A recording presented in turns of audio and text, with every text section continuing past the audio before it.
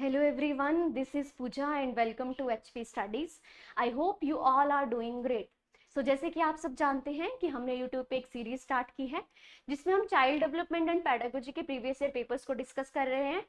और अभी तक की वीडियोस में मैंने आपका जो जून 2023 में जो आपका HP टेट का पेपर था उनका जो साइकोलॉजी सेक्शन था वो हमने डिस्कस कर लिया है। इसमें हमने आपके 3 पेपर डिस्कस किए थे जिनमें आपका साइकोलॉजी सेक्शन रहता है। एक पेपर जो है वो डिस्कस नहीं किया है, 3 किया है, जैसे जो आपका HP टेट आर्ट्स का पेपर हो गया, मेडिकल का पेपर हो, आपका नॉन मेडिकल का पेपर हो गया। एक पेपर था जो डिस्कस नहीं किया है, वो है आपका जेबीटी का। तो इन पेपर को खत्म करने के बाद मैं जेबीटी के पेपर्स को डिस्कस करेंगे, उनके साइकोलॉजी सेक्शन को डिस्कस करूंगी। इस जून का पेपर मैंने करवाया था, उसके बाद मैंने नवंबर 2022 में जो आपका HP टेट का पेपर रहा है वो मैंने डिस्कस किया था। उनके तीनों पेपर को मैंने डिस्कस किया था। आपका जो इनमें जो साइकोलॉजी सेक्शन रहा था उसके बाद मैंने स्टार्ट किया था जो आपका जून 2022 में HP टेट का पेपर रहा था, तो उसका मैंने आर्ट्स का पेपर डिस्कस कर दिया है। आज मैं डिस्कस करूंगी जो आपका मेडिकल का पेपर था, उसका जो साइकोलॉजी सेक्शन था उसको आज मैं डिस्कस करूंगी, और उसके बाद आपका नॉन मेडिकल का पेपर, उसके बाद बाकी पेपर्स को डिस्कस करेंगे। जिन बच्चों ने वो वीडियोस नहीं देखी है, इस वीडियो के बाद उस वीडियोस को जरूर देखें, क्योंकि जो पहली बार इस पेपर को देगा उसके लिए प्रीवियस ईयर क्वेश्चंस को समझना बहुत जरूरी है, तभी वो आगे के कंसेप्ट को समझ पाएगा।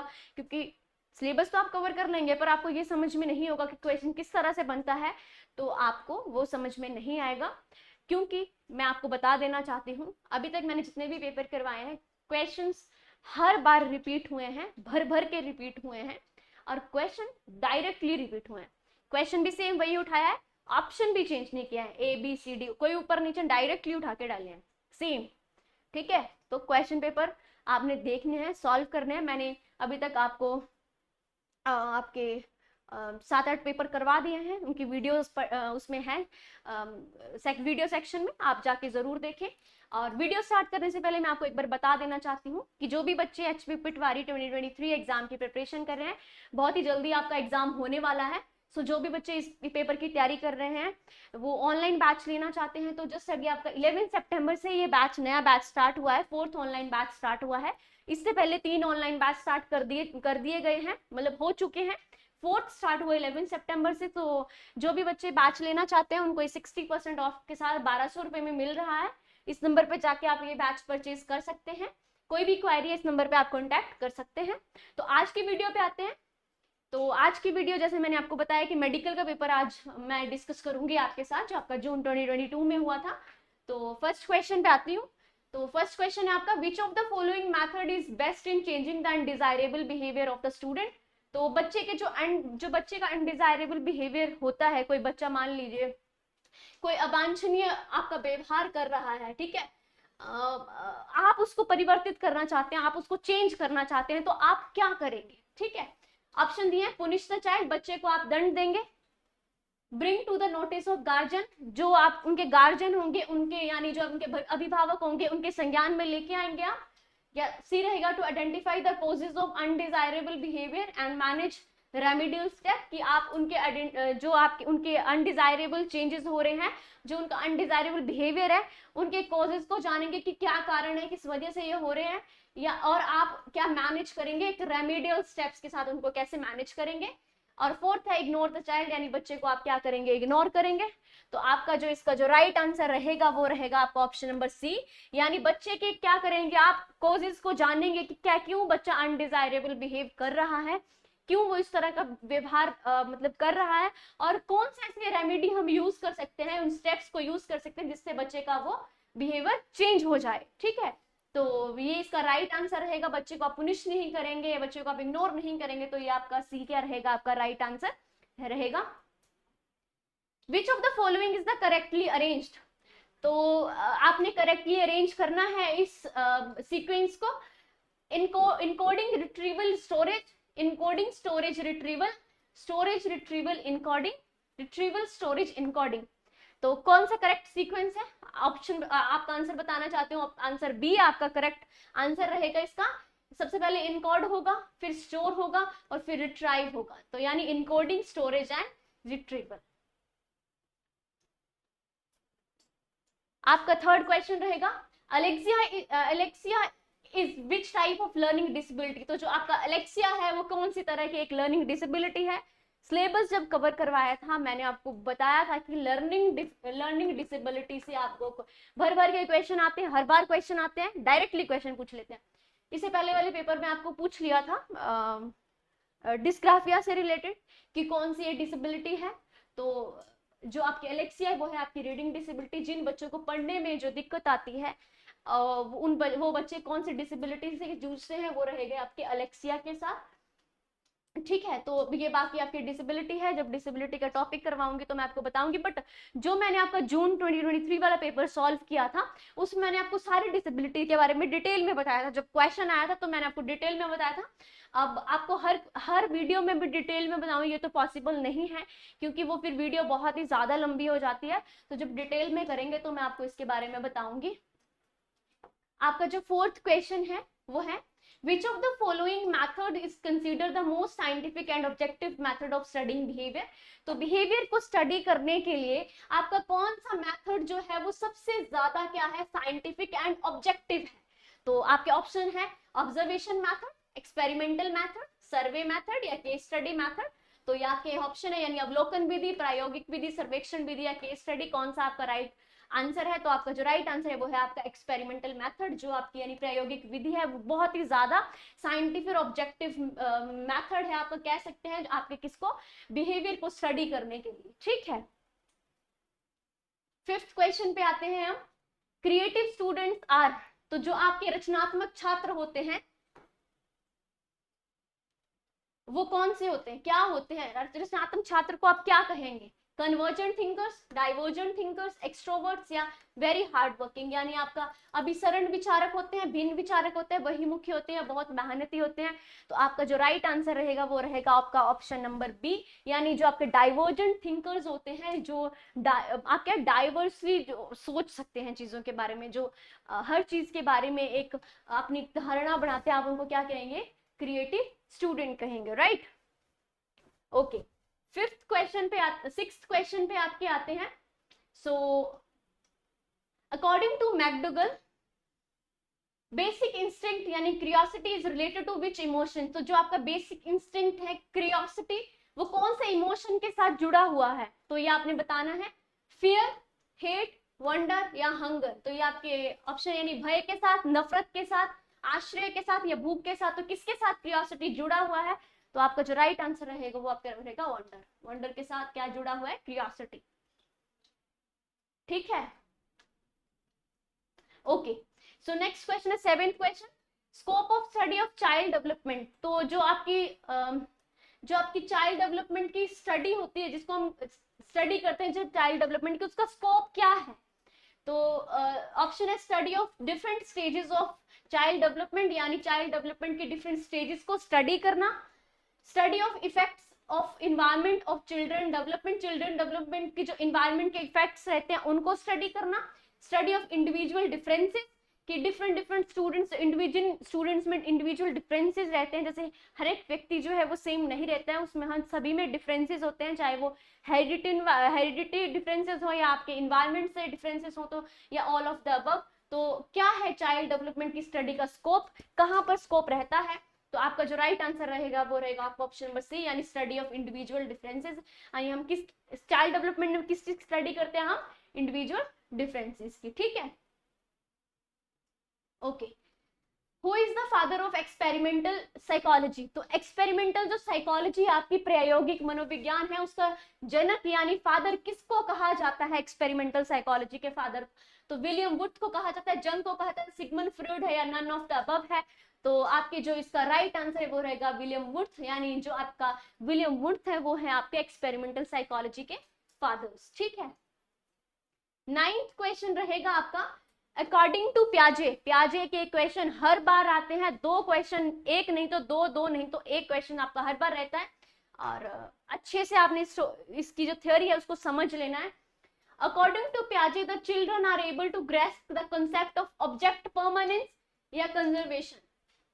ठीक है, तो कौन सी बच्चे की जो कंसेप्ट है, जो ये कंसेप्ट रहता है ऑब्जेक्ट परमानेंस का, वो कौन सा बच्चा कब ग्रेस्प करता है। तो ये स्टेजेस दिए हैं, जैसे sensory motor stage, pre operational stage, concrete operational stage या आपका फॉर्मल ऑपरेशनल स्टेज। तो आपका जो राइट आंसर रहेगा वो रहेगा आपका सेंसरी मोटर स्टेज, यानी सेंसरी मोटर स्टेज में बच्चा क्या है, ऑब्जेक्ट परमानेंस को समझने लग जाता है, ठीक है। सो ऑब्जेक्ट परमानेंस बच्चे में आने लग जाता है। तो आपका जो आप ऑप्शन रहेगा ऑप्शन नंबर ए आपका राइट आंसर रहेगा, ठीक है। ओके, सो 10th क्वेश्चन पे हम आते हैं। Watson and Skinner both contributed in which school of psychology. तो जो आपका वॉटसन एंड आपके स्किनर है वो कौन से स्कूल ऑफ साइकोलॉजी में जो है आपके रहते हैं, कौन से साइकोलॉजी में आपके कंट्रीब्यूट करते हैं। ऑप्शन है फंक्शनलिज्म, कॉग्निटिव, सोशियो कल्चरल या आपका बिहेवियरिज्म। तो कौन से स्कूल ऑफ साइकोलॉजी में वो कंट्रीब्यूट करते हैं, स्किनर और वॉटसन। तो आपका जो राइट आंसर रहेगा आपका ऑप्शन नंबर डी, यानी जो बिहेवियरिज्म, वो हमेशा बिहेवियरिज्म की बात करते हैं तो हम उन्हें बिहेवियरिस्ट कहते हैं, ठीक है, व्यवहारवादी आप जिनको कहते हैं, ठीक है। Development is continuous and slow process according to which psychologist. तो कौन से साइकोलॉजिस्ट ने ये कहा है कि आपका जो डेवलपमेंट है वो है आपका कॉन्टिन्यूअस एंड स्लो प्रोसेस। तो आपके ऑप्शन में है क्लेस्निक, जीन पियाजे, स्किनर या हरलोक। तो आपका जो राइट आंसर रहेगा वो आपका रहेगा हरलोक, यानी हरलोक ने कहा है कि जो आपकी डेवलपमेंट है वो आपकी स्लो एंड कॉन्टिन्यूअस प्रोसेस है। सॉरी, आपका इसका जो राइट आंसर रहेगा वो आपका रहेगा स्किनर, यानी स्किनर ने कहा है कि जो आपका डेवलपमेंट है वो आपकी स्लो एंड कॉन्टिन्यूअस प्रोसेस है, ठीक है। Okay, in which stage the intense and crucial socialization take places. तो आपकी कौन सी स्टेज में इंटेंस एंड क्रूशियल सोशलाइजेशन जो है वो रहती है, कौन सी अवस्था में हम इसको समाजीकरण और गहन आप कह सकते हैं निर्णायक कहते हैं। तो आपका एडोलेसेंस है, प्री चाइल्डहुड है, एडल्टहुड है या इन द होल लाइफ है।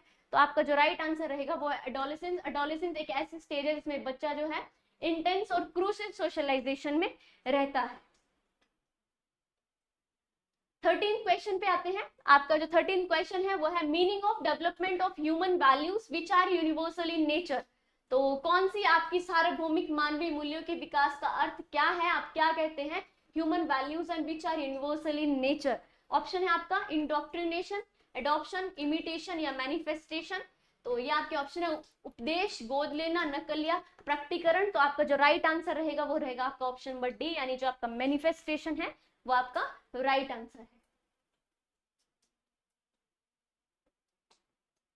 Okay, so who propounded the law of learning. तो लॉ ऑफ लर्निंग किसने प्रपाउंड की है या आप कह सकते हैं किसने प्रतिपादन किया है सीखने के नियम का। ऑप्शन है फ्रूड, स्किनर, थॉर्नडाइक। ये बहुत ही एडलर बहुत ही ज्यादा इंपॉर्टेंट थ्योरी है, बहुत ज्यादा इंपॉर्टेंट थ्योरी है, क्वेश्चन पूछे जाते हैं, हर बार पूछे जाते हैं। और इसका जो राइट आंसर है वो आपका थॉर्नडाइक। थॉर्नडाइक ने लॉ ऑफ लर्निंग थ्योरी की बात की है। तो थॉर्नडाइक बहुत ही ज्यादा इंपॉर्टेंट मैं आपको कह सकती हूँ, आप से नोट डाउन कर लीजिए, यहाँ से क्वेश्चन हर बार पूछते हैं। और स्किनर बहुत ज्यादा इंपॉर्टेंट है, स्किनर ने आपकी ऑपरेंट कंडीशनिंग की बात की थी, ठीक है। तो बहुत इंपॉर्टेंट है ये थ्योरीज, ये आपको डिटेल में पढ़नी है तभी आप इनको सॉल्व कर पाएंगे। Okay, ego is guided by. तो जो आपका अहंकार है वो निर्देशित होता है, किससे निर्देशित होता है आपका अहंकार, प्लेजर प्रिंसिपल से, रियलिटी प्रिंसिपल, आइडियलिस्टिक प्रिंसिपल या जनरल प्रिंसिपल। तो आपका जो राइट आंसर है वो रहेगा आपका रियलिटी प्रिंसिपल, यानी आपका वास्तविकता सिद्धांत जो है वो अहंकार को क्या करता है, निर्देशित करता है। ओके, आपका जो नेक्स्ट क्वेश्चन है वो है आपका 16 क्वेश्चन रहेगा आपका next question. Who said two children have no common abilities. तो आप किसने कहा है कि जो दो बच्चे हैं उनमें कोई समान योग्यता नहीं होती है। तो आपके हरलक ऑप्शन में है, आपके सोरेंसन आपके ऑप्शन में है, क्रो एंड क्रो आपके ऑप्शंस में है और एडलर आपके ऑप्शंस में है। तो आपका जो राइट आंसर रहेगा वो रहेगा आपका ऑप्शन नंबर ए, यानी जो हरलोक हैं जो आपके क्या है, उन्होंने कहा है कि जो दो बच्चे हैं वो एकदम सेम नहीं होते हैं, ठीक है। तो ये आपका राइट आंसर रहेगा क्वेश्चन नंबर 16, ठीक है। क्वेश्चन नंबर 17 पे हम आते हैं। Project method of learning is useful for which stage. तो जो आपका प्रोजेक्ट मेथड है वो कौन सी स्टेज के लिए आपका यूजफुल रहता है। तो आपकी स्टेजेस है चाइल्डहुड के लिए, यानी आपका बचपन में जो आपका बाल्यावस्था होती है उसके लिए, प्री चाइल्डहुड यानी आपके जो बचपन से पहले की जो स्टेज होती है उसके लिए, एडोलेसेंस के लिए यानी आपके किशोरावस्था के लिए, सभी के लिए आप प्रोजेक्ट मेथड का यूज कर सकते हैं। तो आपका जो राइट आंसर रहेगा वो ऑल ऑफ द अबव, यानी हम सभी स्टेज पे, चाहे आप चाइल्डहुड की बात कर ले, क्योंकि चाइल्डहुड में भी बच्चा जो है वो उसकी जैसे आपकी प्री चाइल्डहुड एडोलेसेंस की बात करें तो वो 2 साल से ऊपर का जो बच्चा रहता है वो इन अवस्थाओं में रहता है। तो उन सब के लिए आप प्रोजेक्ट मेथड का यूज कर सकते हैं उन्हें सिखाने के लिए। जैसे आप छोटी क्लास के बच्चों की अगर हम बात करते हैं तो प्रोजेक्टर से जब हम उनको समझाते हैं तब उनको अच्छे से समझ में आ जाता है। 18th क्वेश्चन पे आते हैं। Thurstone and Likert measurement is related to which of the following. तो आपका जो थर्नस्टन एंड लिकर्ट जो स्केल है, मेजरमेंट स्केल है, वो आप किसके लिए यूज करते हैं? ठीक है, ऑप्शन है आपके इंटेलिजेंस के लिए, एटीट्यूड के लिए, वैल्यूज के लिए, पर्सनालिटी के लिए।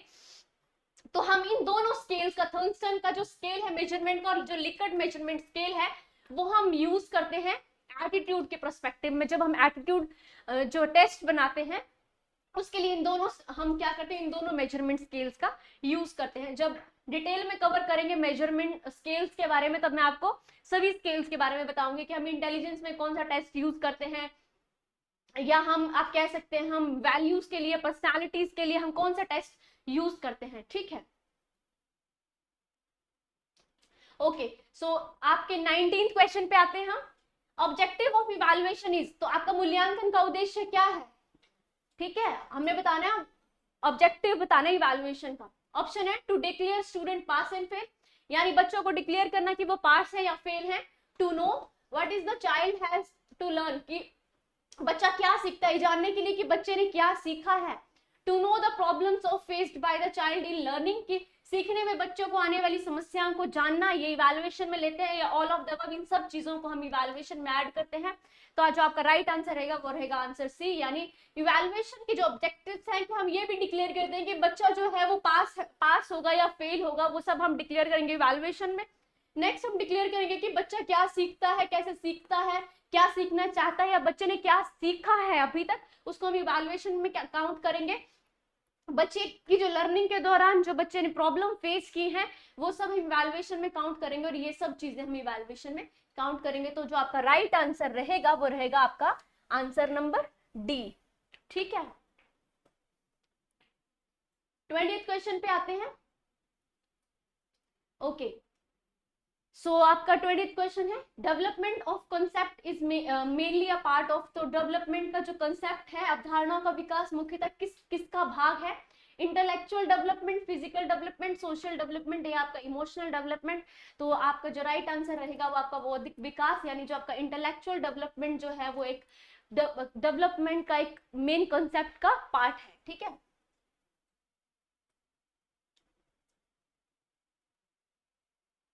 ओके। सो हम आते हैं 21st क्वेश्चन पे। Which of the following is the verbal test of intelligence. तो कौन सा वर्बल टेस्ट ऑफ इंटेलिजेंस है?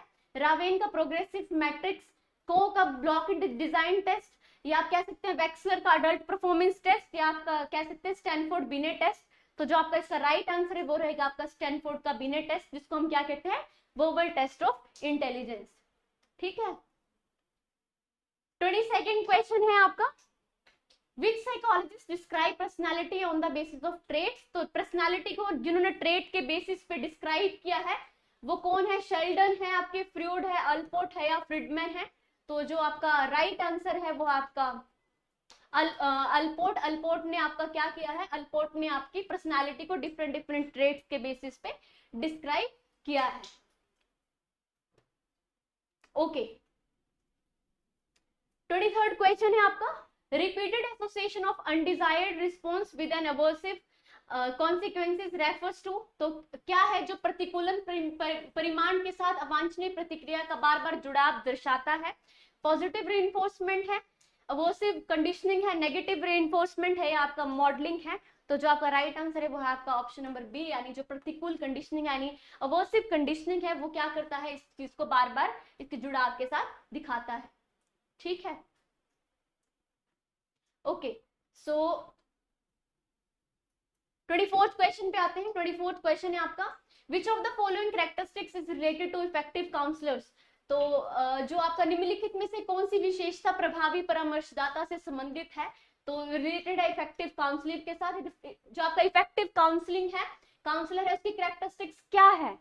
तो ऑथेंटिसिटी, एम्पैथी, पैराफ्रेजिंग या ऑल ऑफ द अबव। तो जो आपका राइट आंसर रहेगा वो रहेगा आपका ऑल ऑफ द अबव, यानी ऑथेंटिसिटी, एम्पैथी एंड पैराफ्रेजिंग जो सब है आपकी कैरेक्टरिस्टिक्स है किसकी? आपकी इफेक्टिव काउंसलर की। ठीक है, ओके। नेक्स्ट क्वेश्चन है आपका 25th, that is defined as a overlapping of disturbance of different memories traces on each other. तो जो आपका एक दूसरे पर विभिन्न मेमोरी ट्रेस के ओवरलैपिंग या गड़बड़ी के रूप में परिभाषित किया जाता है। फॉरगेटिंग, कंडीशनिंग, इंटरफेरेंस या रिकॉल। तो आपका जो राइट आंसर रहेगा वो रहेगा आपका ऑप्शन नंबर सी, यानी इंटरफेरेंस जो है, सॉरी जो आपका ओके जो आपकी इंटरफेरेंस है जो वो आपका करेक्ट आंसर रहेगा इसमें। यानी इंटरफेरेंस जो है वो आपकी डिफाइन करती है जो आपका ओवरलैपिंग और डिस्टर्बेंस होती है डिफरेंट मेमोरीज को ट्रेस करने में, या उन दोनों को ओवरलैप जब करती है, तो उसका जो राइट आंसर है वो है आपका इंटरफेरेंस। ठीक है,